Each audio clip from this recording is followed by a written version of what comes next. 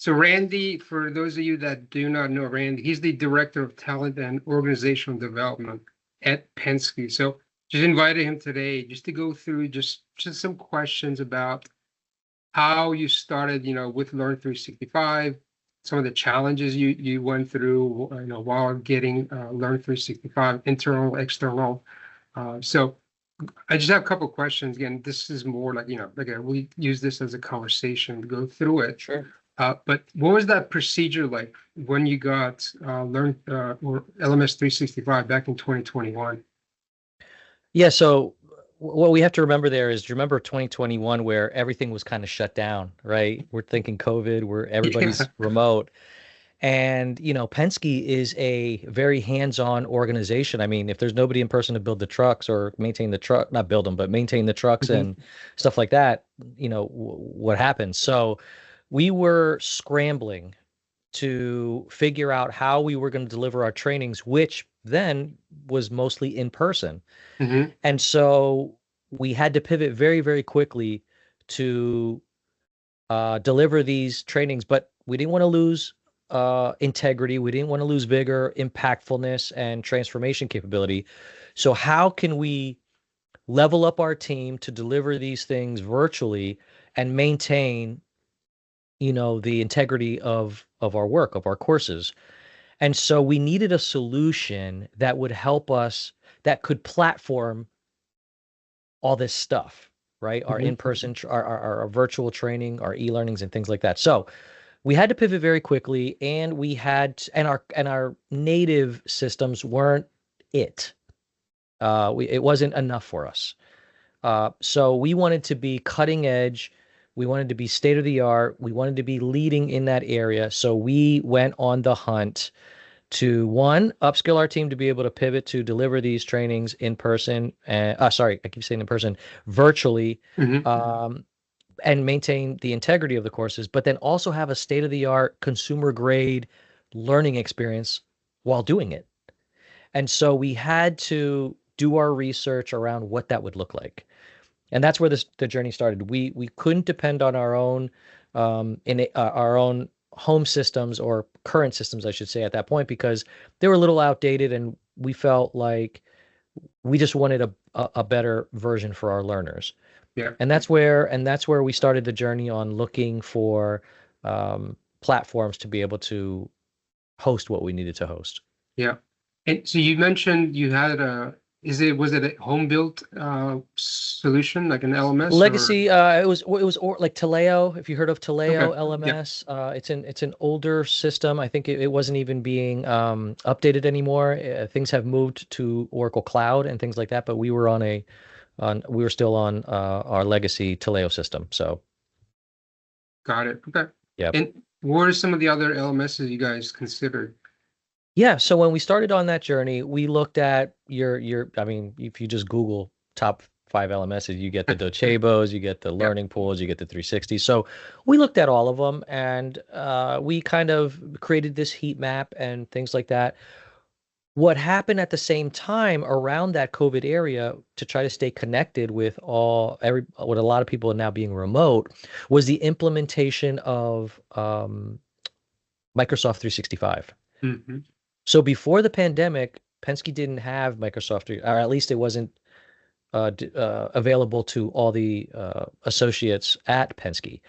And this was a way for the company to implement a way for us to, even though we were remote, us to stay connected through the chat feature, through video conferencing, using Microsoft Teams.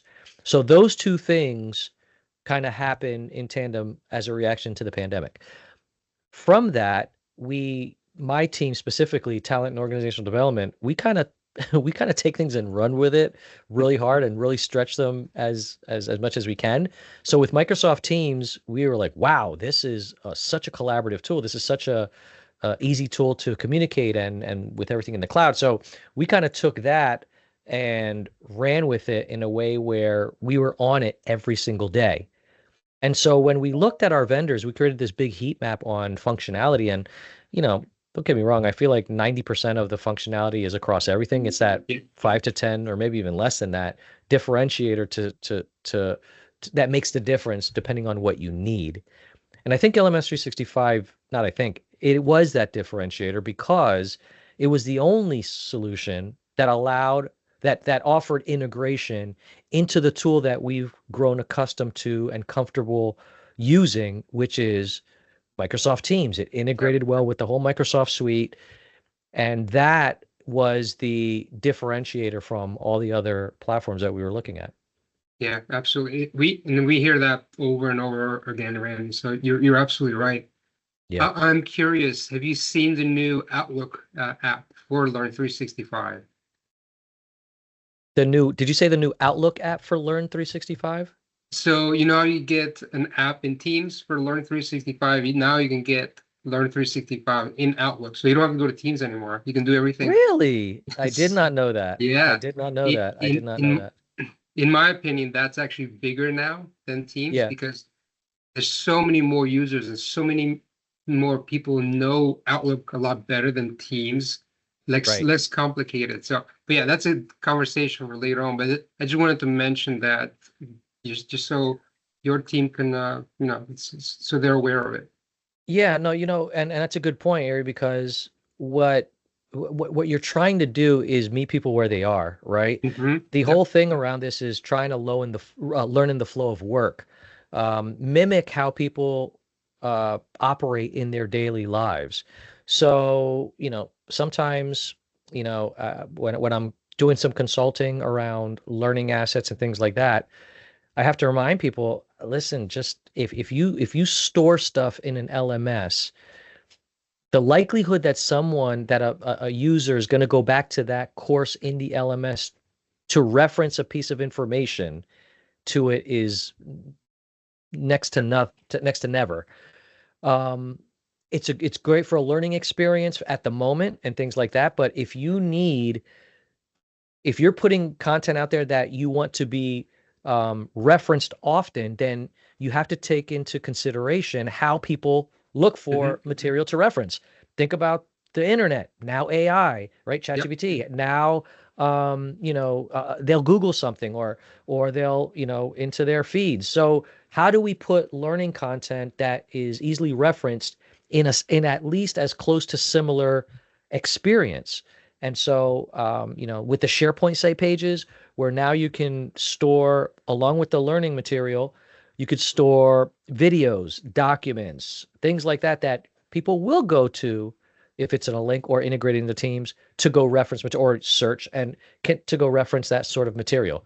And so I think the two play very nicely together to Hmm. create that learning in the flow of work and kind of meet you where you are.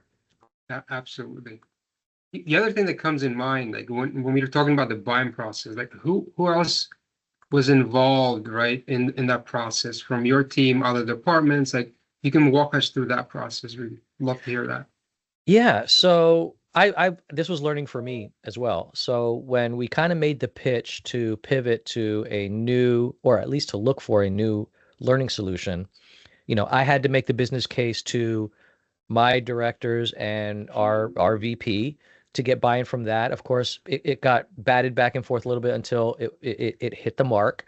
And then we had to kind of do sort of our tour, right? We had to go on tour a little bit. So we met with people that we needed buy-in from to help us with this endeavor. So of course, people in IT. These are the people that are going to vet your solution. They're Hmm. going to make sure that you're going to go through a security assessment of some sort. And so bringing them into your process with you to help solution is vital. So I went with my presentation that covered our pain points, covered our possible solutions and and what it would take to integrate. So we did a lot of homework to kind of let our IT counterparts know that we were really thinking about how to purchase a solution, how we're thinking about it, how it would affect the organization is, we did all that homework, but then we also solicited their expertise and advice to Hmm. help us see Like, do we have any blind spots? What are we missing? What are we not thinking about? Yeah. So we bring them on as a partner, as a thought partner, but then also, um, getting their buy-in just helps our cause even more.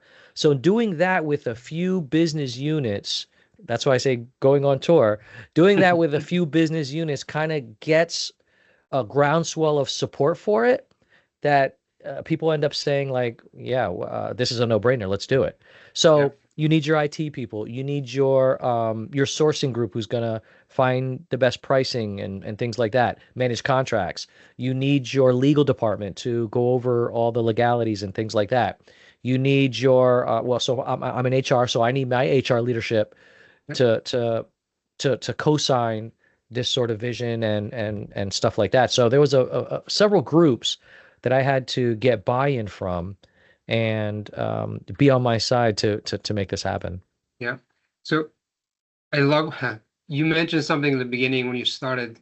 You said this was also new for me, and this is something we talk about with internally within our team. That hey, a Right. lot of the times we are the experts. We have to train our customers in terms of like, hey, this is the type of process you're going to look at. These are the Right. challenges. These are the people you. Who was the for you since? Well, actually, two questions. So, was this the first time you ever bought a software of this size, or? Yeah, definitely the first time I bought a software of this size. Hmm. Yeah, definitely. And it takes a little bit of political savvy, right? Hmm. There's things that there's ways to approach certain groups and solicit their advice and help. I've seen people go at it about maybe a different way and it's not end up Yeah. so well. So yeah, it takes a political savvy. And that's where I did a lot of learning. My leadership has helped me grow in that area, has really helped me see how to approach different business units within our company uh, to be successful. And Yeah. yeah, I have to thank them for that. Absolutely. And the second part of the question would be like thinking back now, right? From my point of view, if what would me the information that I could have given you to make your job easier, what Mm, would that look like, right? hmm So as part of our sales team here, like what was the recommendation you would give them? Be like, hey, these are the type of things you should be talking to your customer because most of the time, like you said, this is going to be new for them. They haven't bought anything like this before. They Yeah. don't know the politics. They don't know what it takes to get something like this approved. Yeah, I think what everybody is trying to do is solve a problem. They're trying to solve a pain point. And this kind of goes back to what I said earlier. My guess is that a learning management system probably does 95% of what any other learning management system does, I would say, in terms of functionality. So, what are those key differentiators that help you solve an original problem that can be, scaled, right? What's an original problem that you're seeing in the market? So, doing that research, doing those focus groups around what pain points do people have with their learning experiences?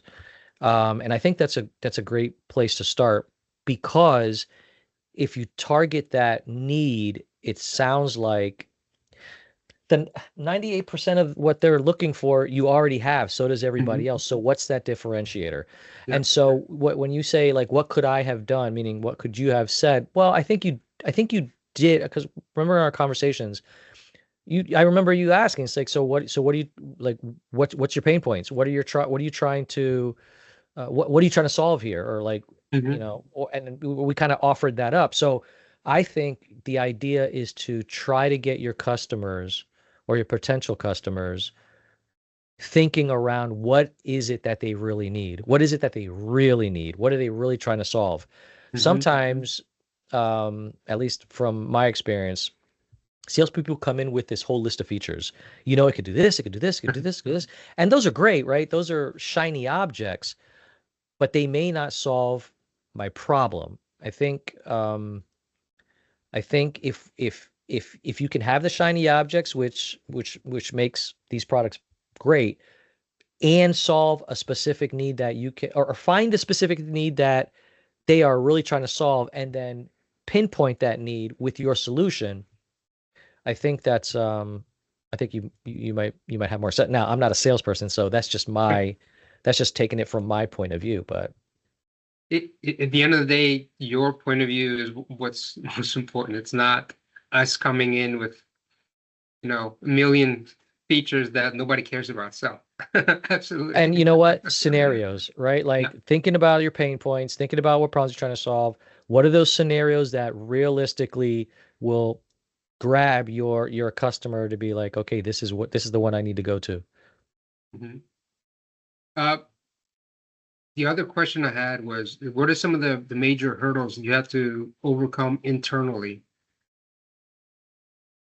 So within Penske, we're a very decentralized organization. What I mean by that not all business units function centrally the same way. In other words, training doesn't just come from HR and gets distributed to everybody in the organization. Mhm. Legal is responsible for their own training. Maintenance is responsible for their own Oh, training. Rentals are, so it's very decentralized, and so we're very entrepreneurial in that way. Now, that's a good that's a good thing in some ways, but then what challenges could arise from that are that there could be inconsistencies. There could be like people are buying their own LMSs and paying for them. Mhm. So our company had three, four, five, six different LMSs in their own right that are not centralized. And so that's of course that's a challenge. So imagine, you're the ninth LMS. It was like, hey, we want to buy an LMS. We did all the research, we're ready to go. We have the money. And, Yeah. IT's like, what? Another LMS? Like you can't pick one of the eight? You know? Yeah. Like what are we doing? So that was a hurdle. What's nice about that though is we consolidated about three LMSs into LMS 365. So being able to, reconcile some of those external expenses was unique. The some other hurdles we had was again, IT I wouldn't say it's a hurdle, it's just part of the process, but they do some real good, at least with Penske, some really good digging into security. Security's big, so data privacy is big. We've had to cut vendors loose, or not even not associate, but like do business with them based on the security assessment. It's a go or it's a no go. Yeah. So we have to get through IT security first to make sure to see if we can even move forward with the solution. So that becomes a hurdle, trying to go through and waiting for that time period. But again, also a few other LMSs in the organization was, um, I wouldn't say a hurdle, but it was part of the picture where we had to Mhm. we had to sell YRs, Yeah. as opposed to the others. So that felt like a little bit of a hurdle. And what I referenced earlier, just the back and forth, making sure that my business case was rock solid and making sure that I got the buy-in from each of those leadership groups was part of the process to get this thing done. Yeah.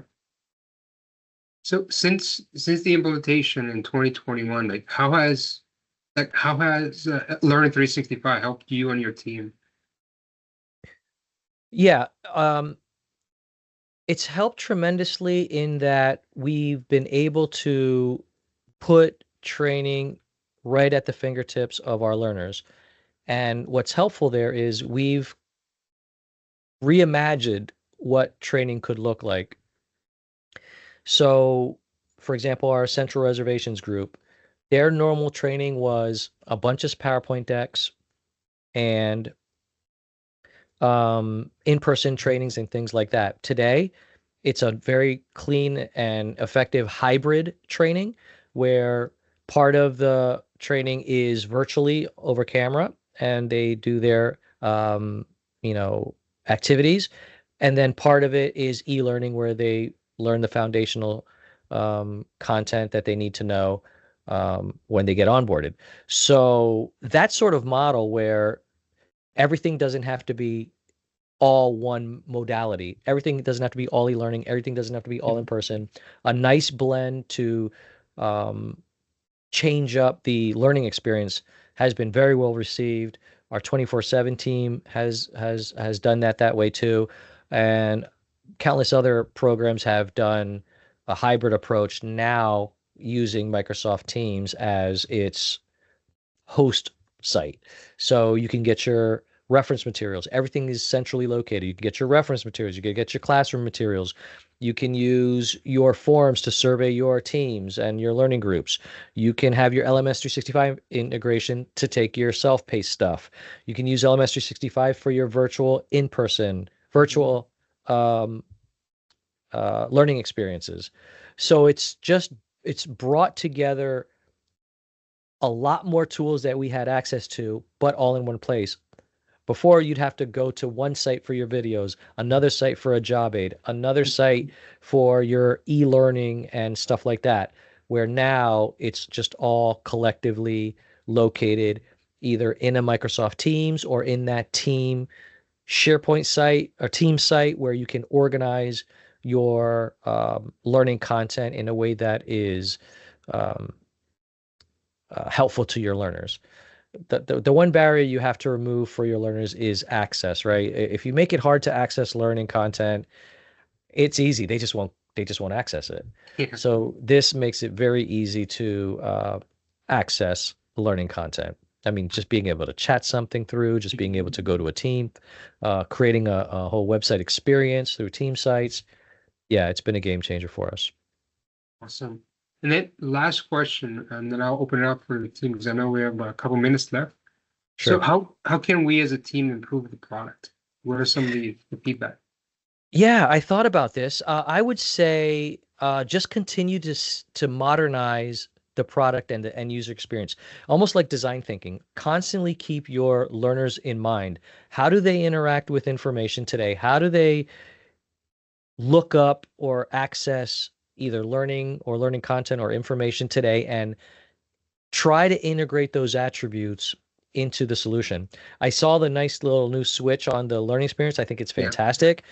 Continue to innovate in that space because that continues to keep you as a differentiator. Of course, AI is going to be a huge thing. Yeah. Everybody has their imagined sense of what their user experience would optimally would be. So of course I want to jump in and it says, "Hey Randy, you did this yesterday. What about this?" Or, "Hey Randy, you finished this course. Do you want to go over here?" Everybody has an idea of what that would be. So, staying modern with your solution, staying close to the user and seeing what they experience and what would be a better experience for them, will keep you on that path to success, I think. And, integrating, of course, AI, but I'll tell you what, and one more thing that I thought about is really listening to your user group around some of the suggestions that they have.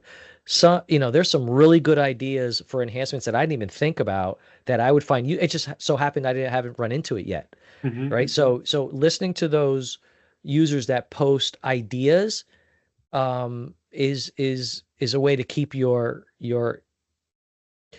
functionality fresh for your administrators because they have pain points too, Yeah. but then staying on the cutting edge of your modern user experience for your learners to have a pleasing experience when they're accessing your learning content. Awesome. So I'll open it up for questions. I want to see if anybody has any questions. I know Bernie put question in the chat. So Bernie said, what are some of the recent talent development programs you've enrolled? You rolled into Learning 365. Some of the recent ones. So we're doing a full curriculum of D&I, diversity, equity, inclusion, that has about um, well, I think we planned like 10 modules. We have like 5 or 6 already built. We've done we've launched an entire financial maintenance academy that has a hybrid of e-learning courses and virtual courses. We've done now I have a few administrators that upload sales training, rental training, on new hire onboarding, new hire rental onboarding training Mhm. are created for different roles. Very role-based specific curriculums have been created and uploaded to LMS 365, as well as our logistics company also has um, created and published uh, role-based curriculum for their learners in Okay, LMS 365. Yeah, a lot of programs. that's awesome. The other question, which LMS did you guys keep during that consolidation and why? Say it again. Which LMS do we what? Did you keep doing the consolidation? How many I did we believe. consolidate? Yeah. So we could. So one team, our fleet team had Docebo, so we absorbed them. Yep. They liked their user experience. They were happy with it. So we absorbed them, and we absorbed. The rental team had a full. I believe their LMS used to be Thought Industries, Okay. and so we absorbed the entire rental. It was called Rental Academy. We absorbed their entire catalog into LMS 365 as well. Now, leadership development as well. We had a few programs in there um, transitioning from a very niche solution, but we absorbed them as well. And I feel like there was one more that I'm forgetting, but yeah, we continue to kind of um, sell the experience here, and if anybody's welcome to move into our platform if they want to, if their solution isn't working for them. Got it. Okay. Yeah. Any other questions from the rest of the team?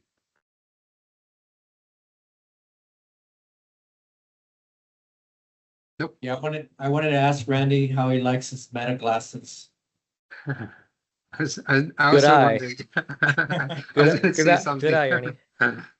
Good eye. I like them, especially to do camera work. So like when we do bike tours, Uh-huh. like we were in Paris this weekend. Not this. Sorry, geez, this weekend.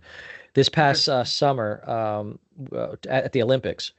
And so we're doing a bike tour. So it's really cool to just be on a bike tour and just hit record and just look and record and not have to carry anything or anything like that. So they're pretty cool. And my son got me these for Christmas, but then I took them to my Optometrist? yeah, and I got prescription lenses in it. So now Oh, it's not nice. just a clear glass. They're actually my glasses. So Yeah. Nice. yeah. Did you So I do upgrade like it so you get a 3-minute recording time? I did not. I didn't. So these are version ones. I don't know if the new versions have that capability or anything like that. Like I know you can like say, "Hey Meta" and all that. I rarely use that functionality. Or if in the summer when I'm going for a walk, I like to connect Bluetooth and listen to music while I'm taking a walk quick. That's nice. Yeah. I don't have to put anything in my ears. So that's Yeah. nice. But is the upgrade just a firmware update or is it a different It's just the firmware, so Oh, you might okay. be able to get it. Yeah, because Okay, 1 minute isn't that long. No, you're 1 right. minute goes fast. Right. You're right. Looks like Jacob has his hand up. Yeah. Hello. Hey Randy, thank you for being Hey. here, by the way. This has been really informative and Sure thing. awesome insight. So I'm in the sales dev side of things, so we're, our little team books the meetings and whatnot and passes them along. So we're always looking for that, it doesn't really exist, but we're always on the hunt for the holy grail of like verbiage that will resonate with people like you. Mm. So I have two questions. One is, do you ever engage with sales emails or cold calls or things like that? I do not know. Okay, that doesn't hurt my feelings. I'll try asking my follow-up. And this might be a loaded question. It's okay, if you don't know off the top of your head. But So wait, Jacob, hold on. So you're saying like if somebody calls my phone and I pick up and it's like a cold call, will I stay on and engage? Is that what you're asking? yeah, or me? like if you've ever gotten a call like that and have stayed on the phone. This is not right. This is not right. I'm not justifying this at all.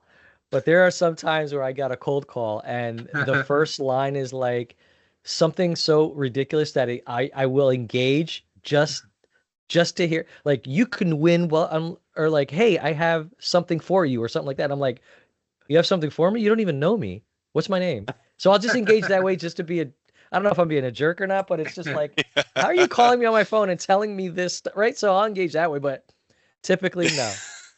All right, I'm taking notes. They So want to just help get you with your more car obnoxious. You're right. Right. Calling about your extended warranty. Yeah. I was just curious if so, like, let's say you did pick up and And again, this might be a loaded question, but I'm curious if there is like a combination, like if we're winding back the clock to when you were urgently looking for a solution and somebody Yeah. called you, what would that, is there like a pain point that they could touch on, or like an opening line or something like that that would make you go, oh crap, like I am actually interested in that. Yeah, I think there is. I think, like I said, I keep saying 90, 95, it's probably even higher, but most LMSs do the thing that it's supposed to do. Yeah, So if right. you would pick up the phone and call somebody and target one of those other things that it doesn't do, they'll probably listen to you. And especially if in the back of their mind, that is something that they're trying to solve. Right? So yeah, I'm just trying to think, like, what would have kind of hooked me there at that point. I think something that would have spoken to an exceptional user experience for your learners. I go back to like learning in the flow of work, integrated into a certain solution. But you guys already know that's your selling point. The other side of that too is I think what's staying abreast of these hot button issues right now, like the AI stuff.